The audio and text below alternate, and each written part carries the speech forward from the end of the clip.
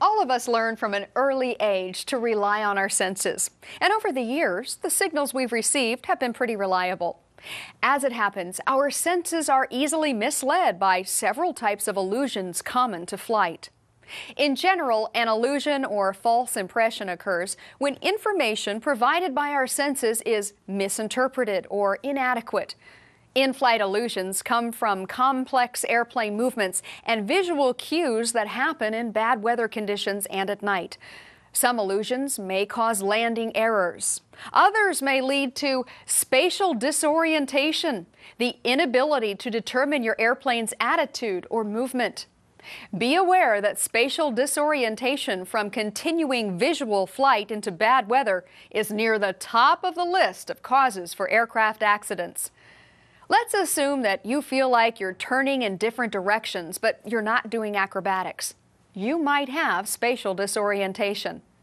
Spatial disorientation is a state of temporary confusion.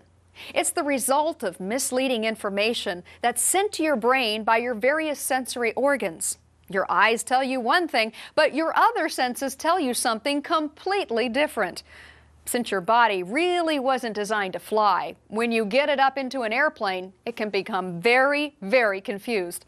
So pilots will be more subject to spatial disorientation if they use body signals to interpret their flight attitude, because in an airplane, the body signals are not very reliable. They still refer to this as seat of the pants flying, but the seat of your pants, your body signals, reacts to the centrifugal force the same as it reacts to gravity. In other words, it lies to you. Your body uses 3 sensing systems to keep your orientation: the visual system, your eyes, the motion sensing system in your inner ears, and the position sensing system, which uses the nerves in your skin, muscles, and joints. These work together so well when you're on the ground that you seldom have any difficulty knowing which way is up. Well, for most of us anyway. Your vision, obviously, is the primary orientation sense while you're moving on the ground and during VFR flight.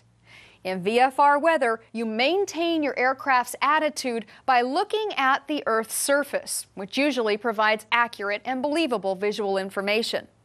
However, when you lose accurate visual reference in reduced visibility situations or at night, your airplane's attitude can only be determined accurately by looking at and interpreting your flight instruments. Why? Well, with no reliable visual cues from the Earth's surface, you're more aware of information from your motion and position sensing systems. Unfortunately, sensations of motion and position during flight maneuvers can be very misleading, and you might tend to believe them rather than your flight instruments. The most hazardous illusions that can lead to spatial disorientation come from the motion sensing system in your inner ears. This fluid-filled system consists of 3 semicircular tubes connected to a sac. You can see them enlarged here. Sense organs in the tubes detect acceleration in pitch, yaw, and roll, while others in the sac detect gravity and linear acceleration.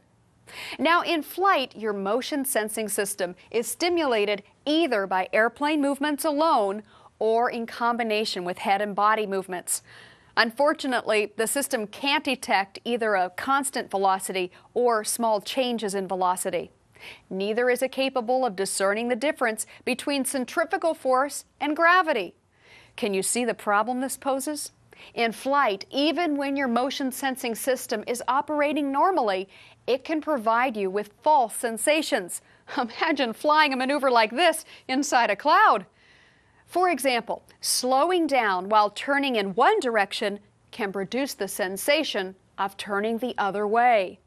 Now, this can be corrected only by overriding the sensations from your inner ear by using adequate outside visual references or by properly reading your flight instruments.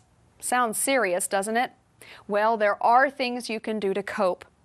You can prevent these illusions and their potentially disastrous consequences if you do not continue flight into bad weather, dusk, or darkness unless you have good outside visual references. Be sure that when you use outside visual references, they are reliable, fixed points on the Earth's surface. Avoid sudden head movements, especially during takeoffs, turns, and approaches to landings.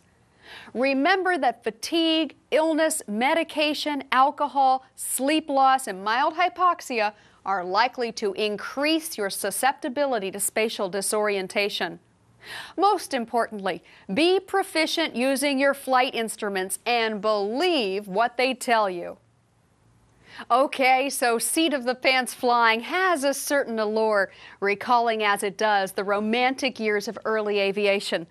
But just remember that of the airmail pilots who flew solely by the seat of their pants, hardly any survived 5 years of service.